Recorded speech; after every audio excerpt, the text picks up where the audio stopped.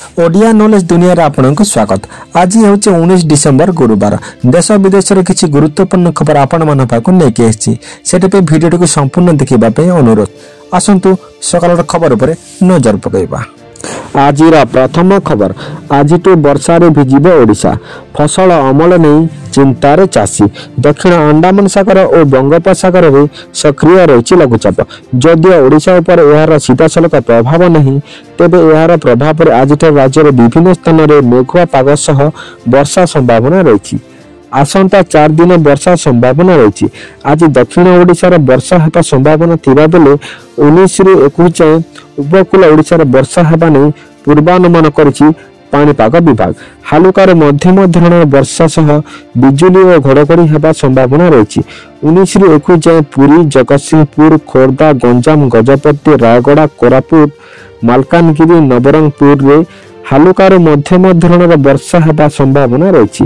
एने चाषी कूल एवं चिंतार पड़ी। फसल अमल बेले जदि वर्षा हुए व्यापक फसल नष्ट होबार संभावना रही। तेणु चाषी अमल करिथिबा धान को सुरक्षित स्थान रखिबा पई पाणीपाग विभाग परामर्श देछि।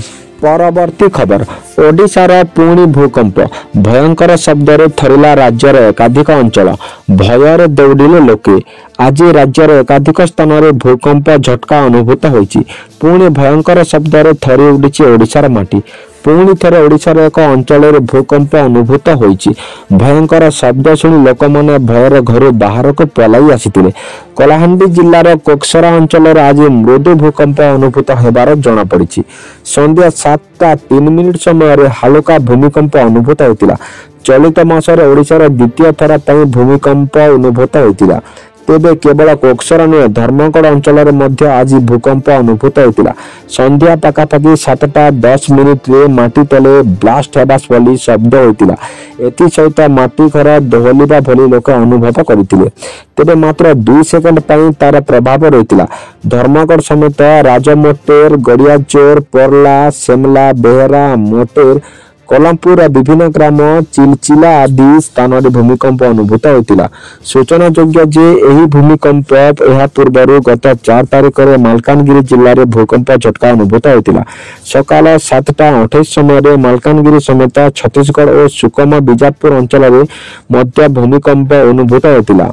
उक्त मृदु भूमिकंप कारण कौन क्षयक्षति होता। किछि मास पूर्व भूमिकंप कारण राज्यर बालेश्वर, भद्रक और अन्य किछि अंचल लोक माने भीषण शब्द शुणा पाइथिले। प्रति खबर, एबे ग्रामांचल रे आवास सर्वे आरंभ। 2 मासरे सरिबा सर्वे। 2 मासरे सरिबा आवास सर्वे। एबे ग्रामांचल रे सर्वे आरंभ होइछि। ग्राम सभा माध्यम रे प्रति गाँव रे सचेतनता करा जाउछि। लोकन को सर्वे रे शामिल करा जाउछि। जे माने भी आवास पाइबार बाद पड़िछंती काहाको बाद दिया जीव नहीं। व्यवस्था लोकों पाखरे पहुंचाइबार आवश्यकता अछि। विभागर ट्रेनर माने गाँ गाँव रे लोकों को डाकी सचेतन करूछंती। जे वंचित होइछंती, जे गरीब अछंती सेमानंकु शामिल करा जाउछि। पूर्व सरकार आक्रोशमूलक भाव राजनीतिक अभिसंधि रखी गरीब मानंकु आवास तालिकार काटी दिया जाउतिला। सर्वे को विभाग अधिक गुरुत्व देउछि। मंत्री माने जिला गस्त समय आवास सर्वे समीक्षा करुछंती। दिल्ली गस्त समय केंद्र मंत्री सह आवास बाबद आलोचना करिवे बोली पंचायत राज मंत्री कहछंती। परवर्ती खबर, मझी नदी में बुड़िला डंगा, 25 मृत।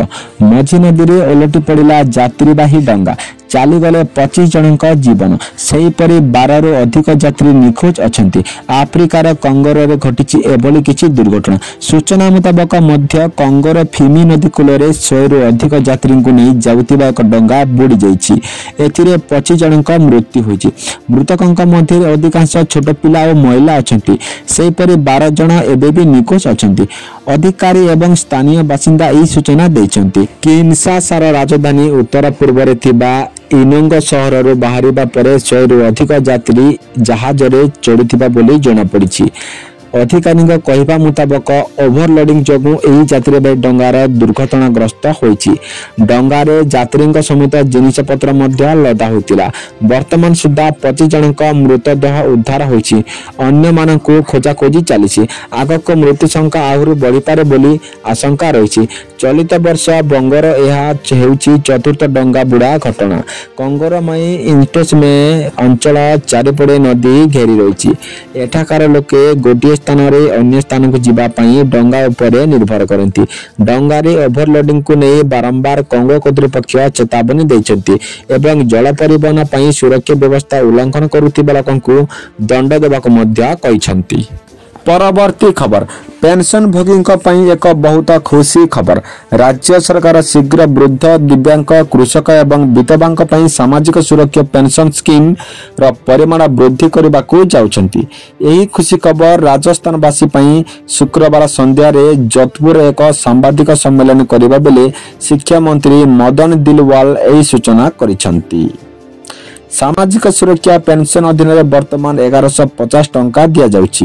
ଆଗାମୀ ସମୟରେ ଏହି ପରିମାଣ 1500 ଟଙ୍କା ବୃଦ୍ଧି କରାଯିବ। ପରବର୍ତ୍ତୀ ଖବର, ଜଲ୍ଦି କିଣନ୍ତୁ ମନପସନ୍ଦର ସୁନା ଅଳଙ୍କାର, ମୂଲ୍ୟରେ ବଡ଼ ଧରଣର ହ୍ରାସ। ଆଜି କମିଛି ସୁନା ଦର। ସୁନା ମୂଲ୍ୟରେ ଦେଖିବାକୁ ମିଳିଛି ବଡ଼ ଧରଣ ହ୍ରାସ। ଜାଣନ୍ତୁ ଆପଣଙ୍କ ସହ ଆଜି କେତେ ଅଛି ମୂଲ୍ୟ। ଆଜି ଭାରତୀୟ ବଜାରରେ 22 କ୍ୟାରେଟ ସୁନା ଦରର 10 ଗ୍ରାମ ମୂଲ୍ୟ 71,350 ଟଙ୍କା ହୋଇଥିବା ବେଳେ 24 କ୍ୟାରେଟ ସୁନାର ମୂଲ୍ୟ 10 ଗ୍ରାମ ପିଛା 77,840 ଟଙ୍କା ରହିଛି।